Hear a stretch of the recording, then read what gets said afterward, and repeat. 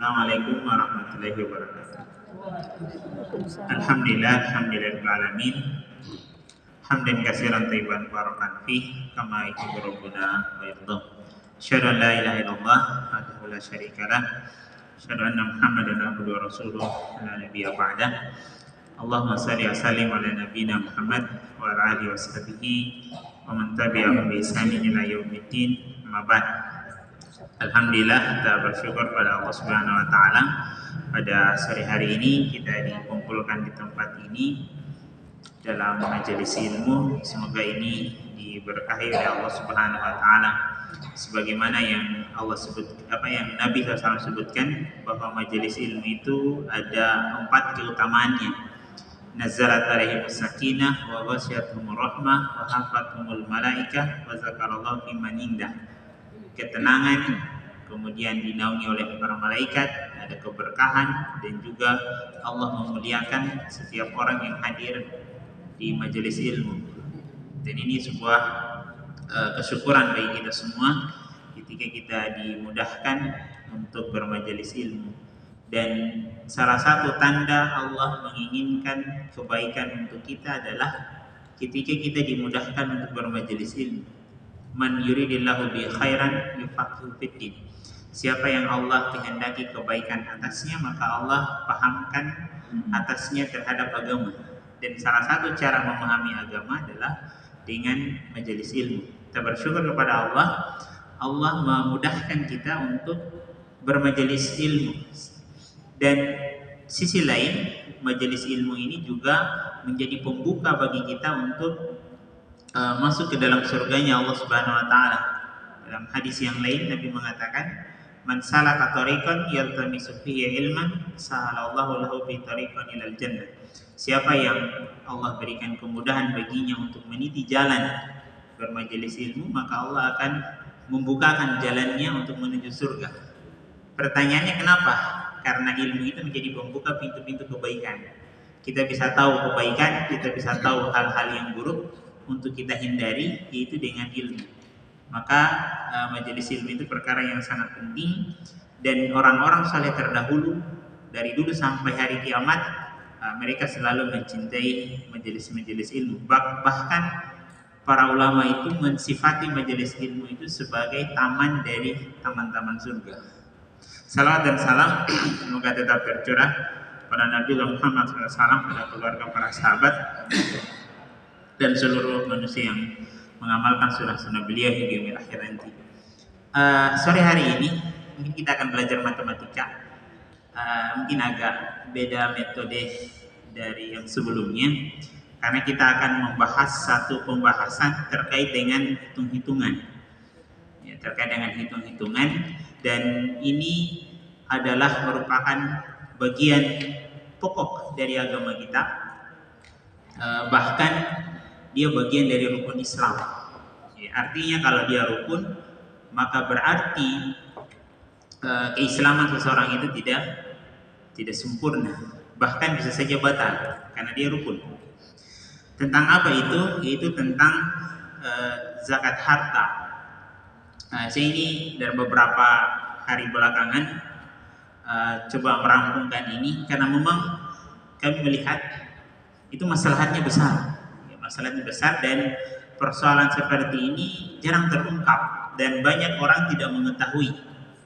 Saya beberapa bulan yang lalu ketika di posko zakat, ya, itu tahun ini ada 13.750.000, dan itu luar biasa, masalahnya besar.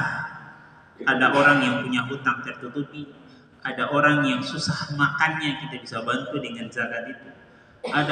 Dan saya saja ya yang menyalurkan itu kadang, bahkan ini momen yang mungkin saya tidak bisa lupakan, ketika uang itu terserahkan, saya tidak sadar orang itu langsung datang peluk saya. Ya, kenapa? Karena memang luar biasa. Ya, bagaimana kemudian kebutuhan pokoknya bisa terpenuhi. Dia punya harapan hidup, optimisme untuk hidup 1 tahun ke depan. Itu luar biasa. Apalagi di zaman sekarang kesenjangan ekonomi antara si kaya dan si miskin itu sangat jauh. Maka Islam menghadirkan zakat harta itu sebagai penutup kesenjangan itu. Dan ini pernah terjadi di zaman kejayaan Islam. Dari sejak Nabi SAW sampai puncaknya itu di zaman Umar bin Abdul Aziz, cicitnya Umar bin Khattab. Khalifah Umar bin Abdul Aziz itu dicatat dalam sejarah sampai tidak ada lagi yang menerima zakat karena maslahat yang sangat besar. Nah, jamaah sekalian yang dirahmati Allah Subhanahu wa taala, sebenarnya pembahasannya ini cukup sangat panjang. Mudah-mudahan bisa cukup. Kalau misalnya tidak cukup, ya nanti kita sambung di sisi selanjutnya. Karena ini tidak bisa buru-buru, karena dia ada hitungan-hitungannya, dan mudah-mudahan pokok-pokoknya bisa kita pahami bersama. Yang pertama yang ingin kami sebutkan, dalam Quran surat At-Taubah ayat 103, Allah Subhanahu wa taala itu menyebutkan fungsi utama dari zakat. Ya, terlebih khusus zakat harta. Allah Subhanahu wa taala mengatakan, "Khudz min amwalihim shadaqatan tutahhiruhum wa tuzakkihim biha." Ambillah. Jadi Allah pakai redaksi ambil. Artinya apa? Ya kurang lebih redaksinya seperti pajak. Kalau tidak mau maka dipaksa. Ini perintah langsung dari Allah, ambil. Siapa yang diperintah? Ya, badan amir. Ya, atau penguasa untuk memungut. Ya, bahkan itu bisa dipaksa. Ya, karena ini perintah langsung. Apa fungsinya? Fungsinya kata Allah Subhanahu wa taala, tutahhiruhum wa tuzakkihim biha. Dengan zakat itu kata Allah, engkau membersihkan mereka dan mensucikan. Jadi zakat itu membersihkan dan mensucikan. Apa yang dibersihkan? Yang dibersihkan itu hartanya. Ya, membersihkan itu harta. Jadi kita kan tidak tahu dalam perjalanan kita mengisi rezeki ini, kita tidak tahu mungkin ada harta yang subhat, ada yang kotor gini dan begitu. Maka zakat itu membersihkan itu. Ya, daripada dibersihkan di neraka, mending kita bersihkan di dunia. Yang kedua, mensucikan. Apa yang kemudian disucikan? Yang disucikan itu hati kita. Ya, hati manusia, karena fitrah manusia itu mencintai harta, itu tidak bisa dipungkiri. Siapapun dia, kalau dia tidak mencintai harta, bukan manusia normal. Allah sudah menanamkan dalam diri seorang seperti itu. Ya, zuyina linnasi hubbu syahawati minan nisa wal banina wal qanatiril muqantarati minaz zahabi wal fiddah wal khailil musawamati wal an'am.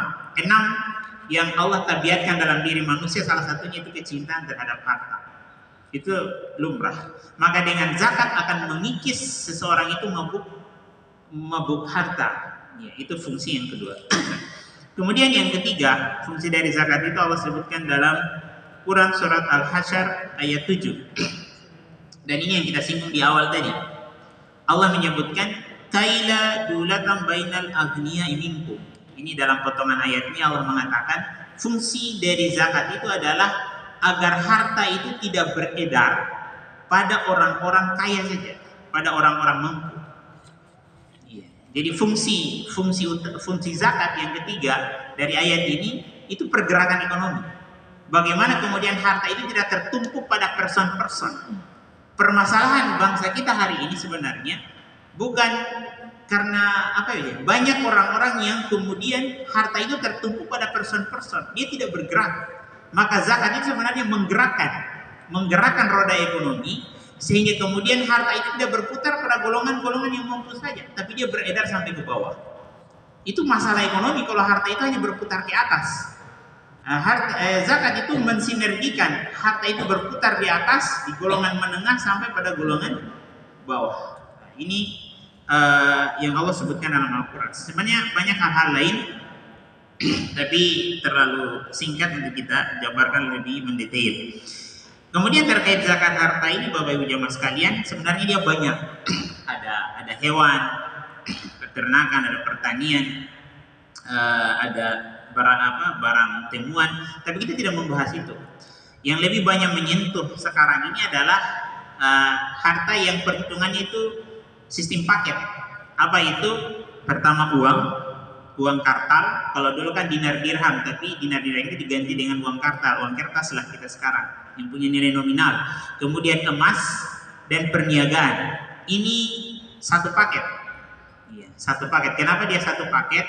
Karena dalam sistem perhitungannya nanti Ini dipaketkan, tidak bisa kemudian dipisah-pisahkan. Nanti sendiri perniagaan atau perdagangan, sendiri uang, sendiri emas. Ini dalam perhitungannya satu kali, satu paket. Nah, pertanyaannya kemudian adalah bagaimana cara hitungnya? Nah, ini yang saya katakan di awal tadi, kita akan bermain matematika. Ya. Sebelum kita ke sana, Bapak Ibu jemaah sekalian, yang pertama ingin kita ketahui adalah apa syarat dari zakat itu. Dia harus terpenuhi dua. Yang pertama ada nisab, yang kedua ada haul. Nisab itu batas minimal harta yang kena zakat. Jadi Allah itu maha adil. Allah tidak membebankan sesuatu di luar kemampuan. Jadi ada batasan minimalnya. Artinya kalau dia tidak cukup di batas minimal itu, maka dia tidak kena. Berapa batas minimalnya? 85 gram emas. 85 gram emas. Walaupun sebenarnya ada sebagian ulama mengatakan perak 595 gram. Ya, tapi sekarang sudah tidak relevan. Kenapa? Karena harga perak itu tidak stabil. Di zaman Nabi, perak itu perbandingan dengan dinar dirham itu perbandingannya 1:10. Artinya kalau 1 dinar berarti 10 dirham. Itu zaman Nabi. Sekarang sudah tidak normal. Harga emas sekarang, saya coba buka internet tadi, itu 1.982.000. Harga perak itu hanya belasan ribu, bahkan hanya puluhan ribu. Kita kali 595 gram, jauh rentangnya. Jadi bukan lagi 1:10 sekarang, sudah sampai 1:90-an. Jadi untuk standar perak itu sudah tidak relevan sekarang karena harga perak itu tidak stabil. Nah, yang stabil sekarang itu adalah harga dinar atau harga emas. Dan ini kemudian disepakati para ulama menjadi standar perhitungan nisab tadi. 85 gram emas terkini, maka kita akan kalikan dengan harga emas standar Antam hari ini Selasa 6 Mei atau kalau kita Hijriahnya itu 8 Zulqa'dah 1446 Hijriah. Kenapa kita sebutkan Hijriah? Karena perhitungan zakat itu tidak bisa Masehi, dia harus Hijriah. Ibadah-ibadah kita semua berbasis Hijriah. Kita puasa itu bukan 1 Mei tapi 1 Ramadan. Kita Idul Fitri bukan 1 Oktober tapi 1 Syawal. Jadi kita semua hukum-hukum agama kita itu basisnya itu Hijriah bukan Masehi, termasuk perhitungan zakat nanti. 8 Zulqa'dah 1446 Hijriah atau hari ini bertepatan dengan 6 Mei 2025. Harga emas Antam itu 1.982.000 rupiah. Jadi bukan, karena orang bilang katanya, kok dia naik harga emas? Harga emas itu tidak naik, harga emas stabil. Yang masalah itu rupiah melorot. Bukan harga emas yang naik, tapi rupiah yang melorot. Ya, emas itu dia stabil. 1 dinar dulu sampai sekarang sama. 1 dinar di zaman Nabi bisa beli 1 ekor kambing kurban. Sampai hari kiamat begitu, tetapi bisa. Kenapa? Karena emas itu stabil. Sampai sekarang 1 dinar itu bisa beli kambing kurban.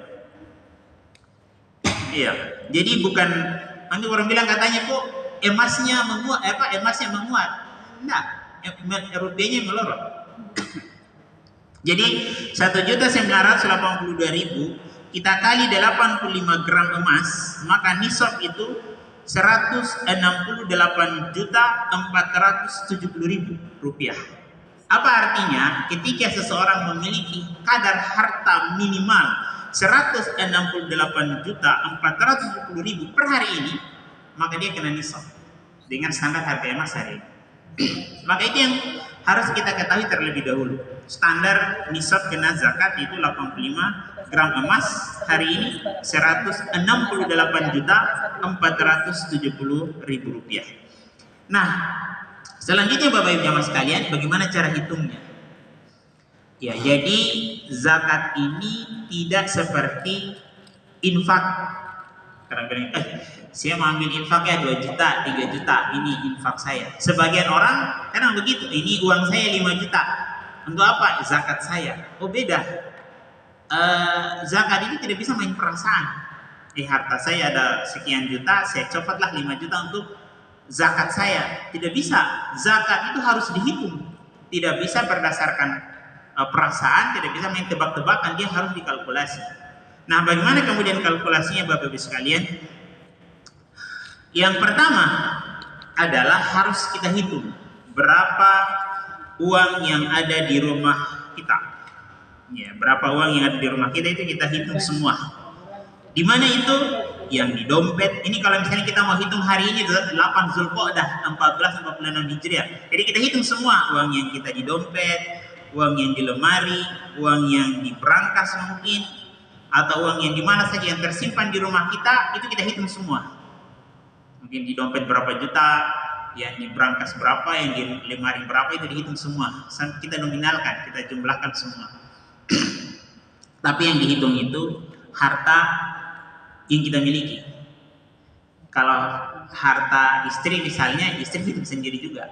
Suami hitung sendiri, istri hitung sendiri. Ini kalau misalnya suami punya penghasilan sendiri, istri punya penghasilan sendiri. Tidak bisa hitung zakat itu kita gabungkan suami sekian, istri sekian, itu tidak bisa. Sistem Islam tidak seperti itu. Islam itu harta suami, harta istri. Tidak boleh kemudian suami meninggal dia wariskan harta istrinya. Itu tidak bisa. Itu tidak bisa itu. Misalnya sebelum menikah istri punya aset warisan. Ketika suami meninggal katanya mau wariskan. Itu tidak bisa, itu harta mutlak istri. Tidak bisa dicopot sama suami. Ya, kecuali kalau misalnya ada istri yang bilang saya hibahkan sama suami saya, silakan. Jadi masalah. Tapi kalau mewariskan atau menghitung zakat tidak bisa. Sama dengan misalnya istri dan suami. Kita korporasi bikin usaha apa misalnya rumah makan. Suami punya modal 70 juta, istri punya modal 30 juta, berarti 70-30. Nah, ketika perhitungan zakatnya 70-30 juga. Sesuai dengan modalnya, kepemilikan masing-masing, kan begitu dia dalam perhitungan nanti. Tidak bisa kemudian digabung. Jadi kita menghitung, kalau misalnya suami mau hitung apakah saya kena zakat, maka hitung hartanya sendiri. Ya, istri juga hitung juga kalau dia punya pendapatan. Itu kemudian kita hitung berapa uang di rumah kita. Tidak boleh 1 rupiah pun hitung semua. Ya, hitung semua sampai kemudian kita dapatkan angka nominal. Setelah itu apalagi yang dihitung? Yang dihitung adalah emas. Kalau kita di rumah punya emas, tapi ada catatannya emas. Kalau laki-laki yang punya emas, hitung semua. Kenapa? Karena tidak boleh laki-laki pakai emas, haram. Tidak boleh, laki-laki tidak boleh pakai emas. Maka biasanya kalau laki-laki punya emas, kalau dia paham maka dia simpan investasi. Nah, dihitung semua. Berapa gram yang dia simpan, kalikan 1.982.000. Itu harga emas hari ini. Jadi kalau misalnya suami dia punya emas 10 gram, ya berarti 19.820.000. Tambah-tambah dengan uang tadi yang dipunya. Nah, bagaimana dengan istri? Istri perempuan boleh pakai emas. Jadi yang di tangan, boleh lah. Maka yang dihitung apa? Yang dihitung yang tersimpan. Kalau yang dia pakai tidak. Kalau misalnya dia pakai 5 gram, ada kalungnya, ada cincinnya, ada gelangnya, apa itu dia dihitung karena dia pakai. Yang dihitung, dinominalkan adalah yang tersimpan, dia tidak pakai. Dia simpan. Kan tidak mungkin juga kita pakai 100 gram di badan. Nah, itu tidak lumrah itu. Sekedarnya yang kita pakai berapa, itu yang kemudian dinominalkan. Nanti kemudian dijumlahkan dengan uang yang kita sudah punya tadi, kita sudah hitung di awal, jumlahkan. Nah, nanti dapatlah angka nominal berapa. Nanti sebentar soalnya ada contohnya. Setelah itu apalagi yang kita hitung? Harta di rumah kita sudah hitung. Nanti orang tanya, bagaimana dengan rumah saya yang 1 miliar? Rumah tidak ada zakatnya. Kadang juga orang tanya, saya mau zakatkan rumah saya 200 juta. Zakat itu beda dengan pajak. Rumah walaupun dia 1 triliun tidak ada zakatnya karena dia dipakai. Kendaraan walaupun Lamborghini 7 miliar tidak ada zakatnya karena dia dipakai. Kecuali kalau kita bisniskan, ya, kita sewakan atau apa, itu nanti hitung omsetnya. Tanah saya 10 hektar, zakatnya berapa? Tidak ada zakatnya kecuali tanahnya kita jual. Kalau dipakai nanti beda dengan pajak. Jadi harta di rumah kita sudah hitung tadi dari uang, kemudian dengan emas itu dirupiahkan semua berapa. Sekarang yang kedua, setelah kita tahu harta di rumah, berapa harta di luar rumah? Karena juga kita sekarang tidak hanya menyimpan harta di rumah, tapi juga menyimpan harta di luar rumah dan itu milik kita. Di mana? Rekening. Maka kita juga menghitung berapa nominal rupiah yang kita punya di rekening. Kalau suami, ya berarti suami punya. Kalau istri punya. Berapa? Kalau 3 bank, hitung semua 3 bank itu berapa. Kalau 2 bank ya 2 bank, hitung semua berapa. Ya, hitung semua berapa itu uang, jumlahkan nanti dengan uang yang di rumah tadi. Hitung semua berapa yang merupakan milik suami dan milik istri masing-masing, dihitung, dijumlahkan semua sampai kemudian nanti kita dapat angka nominal. Apalagi yang kita hitung Bapak Ibu jamaah sekalian, setelah kita hitung yang tersimpan di rekening, yang kita hitung adalah ada juga harta yang tidak tersimpan di rekening. Tersimpan di mana? Tersimpan sama orang dalam bentuk apa? Piutang. Kita punya piutang sama si A, si B, berapa? 10 juta, 16 juta, 5 juta, dihitung juga itu karena itu uang kita yang kita pinjamkan sama orang lain. Tapi terkait piutang ada catatannya. Apa catatannya? Lihat potensi apakah dia bisa dia kembalikan atau tidak. Kalau misalnya rawan diputihkan, tidak dihitung sebagai bagian zakat. Ini penjelasan para ulama gitu. Jadi piutang itu kita lihat, kita kan sudah punya riwayat. Ini kalau kalau dia berutang lancar dikasih kembali ini. Tapi kalau ini tidak, yang tidak jadi terus hitung. Hitung berapa piutang yang lancar, tambahkan dengan uang-uang tadi. Yang di rumah, yang di rekening, tambah piutang tadi. Sekarang apalagi yang kita hitung? Ada yang dalam bentuk harta kita yang kita jadikan barang dagangan. Apa itu? Misalnya orang punya tanah 1 hektar. Orang punya tanah 1 hektar. Dia sudah pasang iklan saya jual. Maka berarti tanah itu berubah dari kepemilikan menjadi barang dagangan. Itu dihitung berapa nilai jualnya dia pasang. Jumlahkan nanti semua itu. Begitu juga misalnya dia jual motor. Artinya dalam rentang kita mau hitung tadi, dia sudah pasang rumah, saya jual rumah. Rumah saya 200 juta. Maka rumah itu sudah dirubah statusnya dari barang milik. Kalau dia milik walaupun 1 miliar ada zakatnya. Tapi kalau sudah dirubah statusnya menjadi barang dagangan, diiklankan mau dijual, maka dia nanti dihitung, dijumlahkan semua. Bagaimana kalau belum laku? Ya biar belum laku karena sudah dirubah statusnya, siapa suruh iklankan. Iya, sudah berubah. Ya, sudah dirubah statusnya. Tapi kalau belum dirubah statusnya, maka dia masih kepemilikan. Sama status tadi, punya motor, punya ruko, punya rumah, punya tanah, punya sawah, itu dipakai. Tapi kalau merubah statusnya mau jual, nanti dijumlahkan semua karena dia sudah berubah status menjadi barang dagangan. Nanti dijumlahkan semua. Selanjutnya, Bapak Ibu jamaah sekalian, lalu apalagi yang kita hitung? Tadi kita jumlahkan semua yang uang di rumah, di rekening, punya piutang. Kalau ada aset yang kita mau jual sudah jadi barang dagangan, jadi jumlahkan semua. Yang kita hitung lagi selanjutnya adalah barang dagangan. Jadi kalau kita misalnya pedagang, pengusaha, kita punya usaha kan ada 2. Ada usaha yang sifatnya produksi, ada usaha yang sifatnya distribusi. Kalau sifatnya produksi berarti menghasilkan. Misalnya ada orang punya usaha rumah makan, maka berarti dia kan sistem produksi. Ya, kalau dia usaha rumah makan, tidak dihitung toko rumah makannya atau rumahnya atau rukonya, enggak. Yang dihitung adalah bahan-bahan produksinya. Jadi kalau dia rumah makan, dihitung nanti semua, dirupiahkan. Kotak nasinya, berasnya, apakah yang sudah jadi atau belum jadi. Karena itu masuk di yang akan dijual nanti.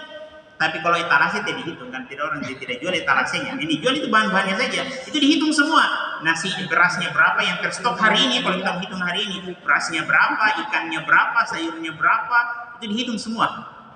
Nah, itu kalau sistem produksi. Begitu juga misalnya dia produksi kain tekstil, dari kain sudah jadi dalam bentuk benang, yang jelas dia aset produksinya itu dihitung semua, dirupiahkan, nanti dijumlahkan dengan uang tadi. Itu kalau produksi. Begitu juga kalau usaha properti, itu juga semua rumah yang sudah jadi, yang belum jadi, yang masih dalam bentuk semen, pasir, batu, tahamburan di lokasi, dihitung semua, dirupiahkan. Itu kalau sistem produksi. Bagaimana dengan sistem distribusi? Distribusi berarti dia pedagang. Maka yang dihitung adalah barang dagangannya per hari ini. Jadi kalau dia misalnya toko bangunan, dihitung semua itu berapa yang terstok di gudang atau di luar gudang yang sudah miliknya. Walaupun masih ada di bawah tapi dia sudah bayar, hitung itu kan sudah hak milik. Jadi hitung semua, besinya berapa dirupiahkan, semennya berapa, apanya lagi, paku apa segala macam, hitung semua, nominalkan berapa rupiah. Kalau dia sembako, hitung semua, Indomie berapa, karena dia jual itu jadi barang dagangan, hitung semua, rupiahkan. Nanti kemudian dijumlahkan dengan tadi uang yang ada di rumah, emas, rekening, piutang, dengan barang dagangan. Tentu tanya, kenapa harus begitu? Ya begitu memang kalau perniagaan. Makanya pengusaha itu harus punya catatan. Catatan apa? Biasanya orang tutup buku. Maka kalau di negara-negara Arab, dia tutup buku itu tanggal jatuh tempo dia berzakat. Kalau dia hitung saya 8 Zulqa'dah, tutup bukunya 8 Zulqa'dah. Kenapa? Supaya dia tahu omsetnya itu berapa di tanggal tutup zakatnya itu. Penentuan. Kan jadi hitung semua berapa nominalnya diisi tokonya. Gudangnya tidak usah dihitung, jadi tidak dijual. Rukonya, rumahnya itu tidak dihitung semua. Dia hanya barang dagangan. Mobil treknya yang angkut-angkut barang itu tidak dihitung. Kenapa? Karena dia tidak dijual. Beda dengan pajak. Kalau pajak dia kena semua, dia sapu. Sekarang pertanyaannya adalah, bagaimana kalau saya punya utang? Iya, memang benar. Uang di rumah saya 20 juta, di rekening 100 juta, barang dagangan berapa 200 juta misalnya. Tapi saya punya utang 400 juta. Karena bilang begitu, bayar ada utang 400 juta. Nah, terkait utang ini menjadi pengurang. Tapi ada hitungannya. Tidak serta-merta semua utang langsung menjadi pengurang dari harta zakat tadi. Karena syarat zakat itu ada namanya haul. Haul itu dia 1 tahun kepemilikan. Haul. Jadi dia bukan hanya nisab 85 gram emas, tapi juga ada syarat haul. Haul itu dimiliki 1 tahun. Maka perhitungan utang sebagai pengurang dari harta zakat itu adalah kita menghitung berapa utang kita yang jatuh tempo 1 tahun. Karena perhitungan zakat 1 tahun. Jadi kalau misalnya kita punya utang 500 juta atau 400 juta, maka berapa kemudian yang hari ini atau tahun ini kita akan bayarkan selama 12 bulan. Taruhlah misalnya kita setiap bulan akan membayar utang 10 juta. Maka berarti utang yang terjatuh tempo tahun ini 120 juta. 120 juta itulah yang kemudian akan menjadi pengurang dari harta tadi. Setelah kita jumlahkan harta di rumah, emas, rekening, piutang, harta barang dagangan, harta tadi yang dijual, diiklankan, dapat angka nominal misalnya 300 juta. Ternyata saya punya utang yang jatuh tempo 120 juta, cicilan tadi 10 juta, maka kurangkan tadi 300 juta kurang 120 juta. Berarti berapa itu? Minus 180 kena. Kenapa? Tadi minimalnya 168. Iya, berarti dia kena nisab. Saya pikir, baru saya bayar sekarang. Tidak serta-merta ketika harta kita cukup 85 gram emas, seperti tadi perhitungannya kan. Misalnya dia sudah jumlahkan semua uangnya di rumah, yang emas tadi dihitung semua, 300 juta. Ternyata dia punya utang yang jatuh tempo 120 juta, 10 juta setiap bulan dia bayar, berarti 120 juta, 300 kurang 120 kan utang menjadi pengurang, berarti 180 kena zakat, karena minimalnya kan 168. Sekarang pertanyaannya, mau dibayar sekarang 8 Zulqa'dah 1446 Hijriah? Tidak. Kapan dia bayar? Catat tanggalnya. 8 Zulqa'dah 1446 Hijriah, harta saya cukup nisab. Kalau kita hitung hari ini, bayarnya kapan? Tahun depan hitung lagi. Tidak dibayar sekarang karena tadi ada haul. Jadi tidak serta-merta cukup langsung bayar. Tahun depan kita hitung kembali 8 Zulqa'dah 1447 Hijriah. Hitung lagi dengan sistem yang tadi. Hitung kembali. Maka biarkanlah harta itu bermain 1 tahun. Bayar anak kuliah, biaya pengobatan, mungkin mau lanjut kuliah, beli aset ini dan itu. Silakan, itu dia akan bermain, itu fluktuatif 1 tahun. Nah, 8 Zulqa'dah 1447 Hijriah tahun depan, hitung lagi dengan skema yang tadi. Ternyata masih di angka di atas 85 gram emas dengan harga emas tahun ini, di tahun depan. Ternyata masih di angka harga emas tahun itu 85 gram, tahun depan maksudnya. Maka berarti di saat itulah keluar 2,5%. Ikan luar biasa itu, Pak. Kita sudah dikasih stabil harta kita 1 tahun. Itu luar biasa. Baru dikeluarkan 2,5%. Bagaimana kalau dulu-dulunya ternyata aset saya sudah seperti itu? Ya tetap dihitung. Kira-kira sudah berapa tahun? Karena tidak ada istilahnya pemutihan zakat. Kalau pemutihan pajak ada, zakat tidak ada pemutihan. Dia kalau tetap hitung. Nah, ini mungkin sekilas Bapak Ibu jamaah sekalian dirahmati Allah Subhanahu wa taala. Nah, sekarang kita tutup dengan beberapa kekeliruan terkait dengan zakat. Yang pertama, ada orang kemudian tidak bayar zakat dengan asumsi punya hutang. Kita sudah jawab tadi. Artinya hutang itu menjadi pengurang. Caranya seperti tadi. Jadi tidak berzakat karena masih punya hutang. Hutang itu menjadi pengurang. Kalau sudah dikurangkan, kalau sudah dikurangkan ternyata masih cukup nisab, maka seperti tadi. Kemudian yang kedua, menjadi beberapa kekeliruan adalah menyangka bahwa infak beberapa juta itu adalah zakat. Kita sudah singgung tadi. Ada orang copot 10 juta. Ini zakat harta saya. Itu bukan zakat, tapi dia infak. Kenapa? Karena dia harus kalkulasi. Kalkulasinya seperti tadi.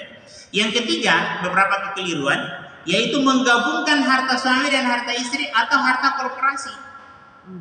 Harta misalnya dia punya usaha bersama dengan orang lain. Ada pun orang kan berbisnis begitu, korporasi. Tidak dihitung totalitas semua, tapi bagian saham kita berapa? Kalau saham kita hanya 20%, hitung 20% dari omsetnya saja. Jangan 80% orang lain. Karena dia zakat itu kepemilikan kita, bukan kepemilikan orang lain. Begitu juga tadi suami istri, jadi hitungnya masing-masing, jangan digabung. Kemudian yang keempat adalah tidak menghitung emas. Ada juga orang dia tidak hitung emasnya. Nah, tadi kita sudah jelaskan. Atau dia tidak hitung piutang. Nah, ini juga dihitung. Kemudian yang kelima, dia tidak hitung barang dagangan. Kadang dia hanya hitung uangnya di rumah, dia hitung uangnya di rekening, tapi barang dagangannya dia tidak hitung. Ini juga kekeliruan. Kita sudah sebutkan tadi. Kemudian ada juga orang dia zakat, dia hitung dengan rumahnya, mobilnya, motornya, dia hitung semua. Kita sudah jelaskan tadi. Kecuali kalau dia misalnya rumah disewakan, berarti yang nanti dihitung omsetnya itu sudah masuk ke uang nanti, uang yang di rumah di rekening. Tapi kalau dia jual, nilai jualnya berapa, itu menjadi penjumlah. Bagaimana kalau lakunya 3 tahun? Ya sudah, selama 3 tahun itu menjadi penjumlah terus. Ya, makanya kasih turun harganya atau bagaimana caranya supaya dia laku. Kalau tidak, hapus iklannya supaya jadi barang milik kembali. Nah, gitu. Oke, itu untuk barang.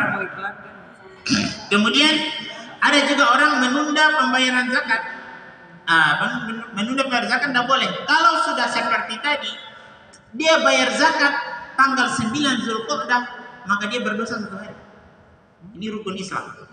Berdosa. Jadi tidak bisa.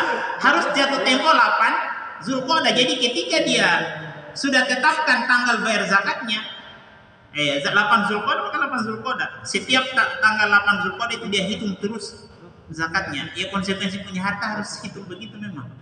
Konsekuensi punya harta begitu. Kalau yang tidak punya, ya apa yang menghitung? Kalau tidak ada. Jadi yang kedelapan yang menjadi beberapa kekeliruan adalah tidak membayarkan zakat yang beberapa tahun. Jadi misalnya dia sudah tahu ini berapa tahun ini hartanya seperti kondisinya seperti tadi. Kita sudah katakan tidak ada pemutihan zakat karena dia kewajiban. Maka dia harus lunasi dengan asumsi prediksi saja. Karena tidak baru tahu asumsi prediksi berapa, dengan fluktuatif hartanya prediksi saja, dan usahakan kalau mau sistem prediksi di atas rata-rata, daripada dia kurang mendingan dia lebih. Kalau lebihnya itu jadi sedekah. Kemudian yang ke-9 adalah menyalurkan zakat bukan pada haknya. Kepada yang terima zakat ini juga jadi masalah. Tapi ini ada pembahasan khususnya. Orang yang terima zakat harus diaudit. Seperti halnya juga yang bayar zakat harus diaudit. Tidak bisa hanya main perasaan. Dia pedagang bakso, kita kasih zakat sama dia. Belum tentu. Mungkin kita harus hitung berapa pendapatan, berapa kebutuhannya. Rentangnya itulah yang kemudian ditutupi oleh zakat. Kalau kita sudah audit, ternyata dia hanya berhak menerima zakat 5 juta 100 dia dikasih, 1 jutanya haram dia pakai. Kenapa haknya 5 juta? Makanya harus diaudit. Jadi penerima zakat harus diaudit, pembayar zakat juga harus diaudit. Tidak bisa hanya main perasaan, dia harus bermain kalkulasi. Kemudian yang ke-10, beberapa kekeliruan itu tidak membayar zakat karena telah bayar pajak. Ada juga orang bilang, gimana sama bayar zakat? Saya bayar pajak tiap tahun. Ya, konsekuensi kita hidup di Indonesia. dan di negara-negara lain. Sebenarnya kalau mau jujur ya, dalam sistem pemerintahan Islam, pajak itu dibebankan kepada kafir zimmi. Apa itu kafir zimmi? Orang kafir yang tinggal di negeri kaum muslimin, yang mereka mendapatkan jaminan keamanan, hak-hak mereka dilindungi oleh pemerintah kaum muslimin, maka kompensasi mereka bayar jizyah, namanya dalam syariat, pajak. Berapa besarannya? Ada 1 dinar, ada 2 dinar, ada 4 dinar sesuai dengan kelas kemampuannya dia. Kalau dia minimal 1 dinar, kalau dia kelas menengah 2 dinar, kalau dia kelas mampu itu kafir zimmi 4 dinar dia bayar per tahun sebagai kompensasinya. Orang Islam apa yang dia bayar? Dia tidak bayar jizyah tapi dia berzakat. Dalam sistem Islam begitu. Nah, kita di Indonesia kan kena dua-dua, kena pajak dan kena zakat. Ya, kita bersabar sajalah. Kondisinya begitu memang. Tapi kalau dalam pemerintahan Islam seperti itu, kaum muslimin bayar zakat, kaum kafirin yang dijamin keamanan itu bayar jizyah, namanya bayar pajak. Kemudian kesalahan yang lain adalah menghitung haul zakat itu dengan tanggal Masehi. Oh, nanti saya hitung lagi tanggal 6 Mei. 6 Mei kalau kita pakai sistem seperti itu, maka kita akan terlambat 14 hari atau mungkin 13 hari lah, kurang lebih seperti itu. Maka berarti kita sudah menunda 13 hari. Maka dia hitungnya dengan Hijriah. Kemudian Bapak Ibu jamaah sekalian, yang ke-12, membayar zakat di bulan Ramadan. Ini banyak kekeliruan. Saya mau bayar zakat hartaku, datang nanti Ramadan. Bayangkan kalau semua orang mampu bayar zakat bulan Ramadan, maka 11 bulan fakir miskin kelaparan. Kenapa? Karena hanya Ramadan, setelah Ramadan mau. Sementara kenyataannya kita dapat rizki itu beda-beda. Ada orang yang melonjak hartanya di bulan Safar, ada orang yang melonjak hartanya di bulan Zulqa'dah, di bulan Rajab, beda-beda kan kita. Maka di saat harta kita itu melonjak, di saat itu kita harus hitung nisabnya. Jangan sampai sudah kena nisab, maka kita tetapkan tanggal bayar zakat di tanggal itu. Kan beda-beda. Ada orang yang bayar zakat bulan Rajab, ada bulan Zulqa'dah, ada di bulan Zulhijjah, kan beda-beda setiap orang karena setiap kita dapat rezeki berbeda-beda waktunya. Iya, makanya amil itu kerjanya bukan hanya bulan Ramadan, sepanjang tahun dia kerja. Karena dia akan beda-beda data begini. Makanya dia dapat bagian seperdelapan. Kenapa? Karena kerjanya sepanjang tahun. Catat ini salurkan kemana, ini siapa yang berzakat di bulan Rajab, di bulan Zulqa'dah, beda-beda kan? Ya, jadi tidak bisa mengkhususkan berzakat itu di bulan Ramadan. Kecuali kalau kita mendapatkan lonjakan harta itu di bulan Ramadan, bisa saja di bulan Ramadan. Tapi kalau bukan di bulan Ramadan, tidak boleh. Kemudian yang ke-13, ini juga kadang sebagian orang terjadi, itu menghabiskan hartanya sudah dekat-dekat jatuh tempo. Terus misalnya tadi 8 Zulqa'dah, tanggal 1 Zulqa'dah ini sudah lagi 7 hari ini jatuh tempo zakat. Rolling asset, tiba-tiba langsung beli mobil dengan harga misalnya 200 juta cash. Ini kan aset omset langsung turun satu kali ini. Iya. Atau langsung beli tanah, atau langsung beli rumah. Tidak masalah sebenarnya. Tapi yang jadi masalah itu kalau ada niatannya. Apa niatannya? Menghindari zakat. Tapi kalau dia butuhkan, tidak jadi masalah. Kalau dia butuhkan, tapi kalau ada niatan dalam hatinya, ini sudah mau jatuh tempo, maka saya alihkan asetku agar saya tidak kena zakat. Ya, maka berarti ini yang dilarang, menghindari zakat dengan mengalihkan aset. Tidak boleh. Saya kira Bapak Ibu sekalian banyak hal-hal lain. Saya kira tidak cukup waktu kita bahas. Kalau ada hal yang ditanyakan bisa saja, mungkin silakan. Kalau juga belum cukup, misalnya mungkin kita bisa sambung di pertemuan selanjutnya. Insya Allah pertemuan selanjutnya kita akan bahas bagaimana mengaudit calon penerima zakat. Jadi pengalaman saya baru-baru ini ada setelah kita audit yang bayar zakat, itu kan dia berzakat di 13.750.000. Jadi dia ini sedikit pengalaman, cerita datang ke saya saja. Saya kira dia bayar zakat fitrah. Saya tunggu-tunggu, ternyata dia tanya-tanya tentang zakat. Ya, singkat saya bilang kalau kita mau bayar zakat maka Bapak harus bersedia saya audit. Walaupun saya bilang bukan amil saya hanya bantu saja. Saya tidak punya legalitas, saya tidak punya SK, saya tidak punya apa, saya hanya bantu saja. Jadi saya bukan amil, saya tidak bisa ambil di situ bagian karena saya tidak punya legalitas sebagai amil, saya hanya bantu saja. Jadi alhamdulillah Bapak itu bersedia untuk saya audit. Kita audit, Saya bilang, jadi keluar semuanya dengan angka-angka tadi. Disebutkan, saya bilang tidak bisa ada yang ditutup walaupun Rp1. Disebutkan semua ini, sampai kemudian dapat angka nominal sekian. Nah ini saya bilang harta Bapak yang kena, yang kita sudah hitung. Sekarang pertanyaan saya, sejak kapan ini? Saya mau cek SPT pajakku. Ya, cek SPT pajakku, ternyata lonjakan hartanya itu sejak 3 tahun yang lalu. Saya bilang, Bapak sudah nombok kurang lebih 1 tahun. Iya 1 tahun, berarti tambah hari ini 1 tahun juga. Ya, kenapa kita hanya hitung 2 tahun? Karena tadi ada sistem haul. Haul itu kan harus 1 tahun. Ya, berarti hartanya Bapak harus kita hitung 2 kali. Kenapa? Karena sudah nombok. Iya. Sekarang prediksikan tahun lalu itu atau 2 tahun lalu, apakah omset hartanya Bapak itu seperti tahun ini? Katanya tidak, lebih sedikit tahun lalu. Dari mana kita tahu? Ada SPT pajak oleh sekian. Jadi kita kalikan masing-masing. Tahun lalu sekian kali 2,5%, tahun sekarang kita kali 2,5%. Dapatlah angka 13.750.000. Saya bilang, baru bagaimana? Mau dibayar sekarang? Iya sekarang. Kenapa? Karena Bapak sudah nombok 1 tahun. Saya bilang, jadi mau bayar di mana? Saya bilang, kalau Bapak percaya, kalau saya tidak bisa bayar cash, saya mau bayar transfer. Saya bilang, kalau Bapak percaya, transfer saja paling di rekening pribadiku, nanti saya carikan, saya keluarkan insya Allah secepatnya. Diminta nomor rekening, saat itu juga dia transfer 13.750.000. Setelah itu saya bingung. Ini sudah masuk di mobile banking di HP saya 13.750.000. Saya bilang, Pak, di catatannya tulis, jangan sampai saya lupa. Tulis di kan kita bisa mencatat itu di mobile banking itu zakat harta. Jadi tulis, Pak, namanya Bapak dengan zakat harta di situ. Kirim ke saya. Sudah masuklah 13.750. Setelah itu masuk ke rekening saya, harus saya salurkan kan? Yang tidak bisa juga saya pakai, ini uangnya orang. Saya berpikir, saya mau mana ini uang? 13.750. Harus hari ini juga tersalurkan. Tidak boleh saya tunda. Maka saya coba merenung sejenak. Saya dapat target. Kemungkinan ini orang bisa diterima zakat ini. Cerita pengalaman. Maka saya panggillah orang itu. Nanti Bapak kita cerita, yang tidak sebut juga namanya. Saya panggillah orang itu, bilang, Pak, duduk, saya mau audit. Kalau Bapak bersedia, saya audit.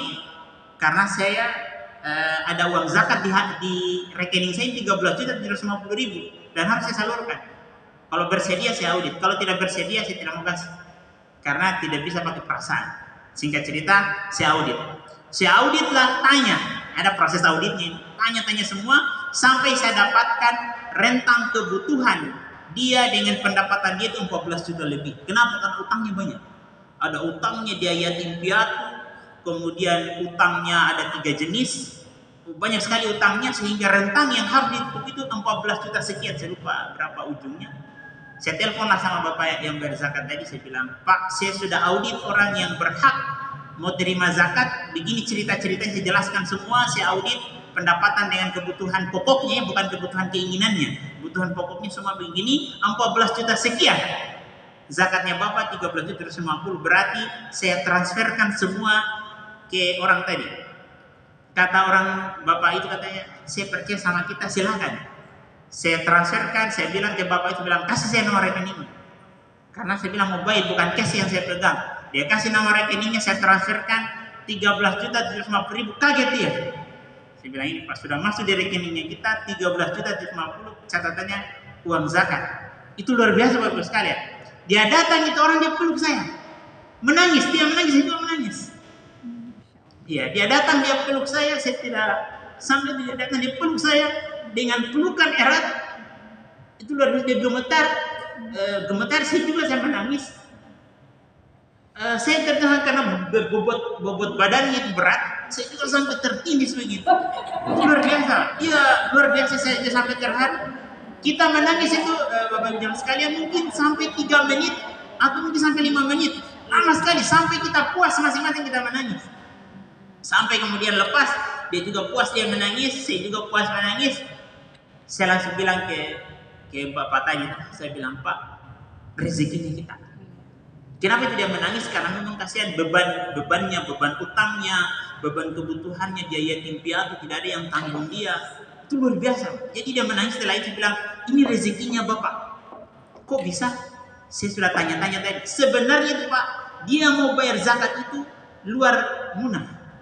Tapi selalu begitu dia mau bayar, nanti saya bayar di Munah saja. Setiap kali begitu tuh. Nanti nih kalau saya pulang Lebaran, nanti saya mau bayar jadi Munah, terus saya bayar di tempat saya merantau. Nanti kalau saya pulang di Munah saya bayar. Selalu begitu dia bayar. Qadarullah saya bilang dia datang hari ini dia bayar, dan yang ada di pemikiran saya bilang, Bapak yang saya audit, ini rezekinya kita. Itu luar biasa, itu cerita singkat pengalaman. Jadi memang masalah zakat itu luar biasa, Bapak sekalian. sudah malam ini. Saya kira itu yang bisa sampaikan. Subhanallah bihamdi, asyhadu an la ilaha illa anta, astaghfiruka wa atubu ilaik. Assalamualaikum warahmatullahi wabarakatuh. Sedikit ada yang saya mau tanya, Pak Ustaz.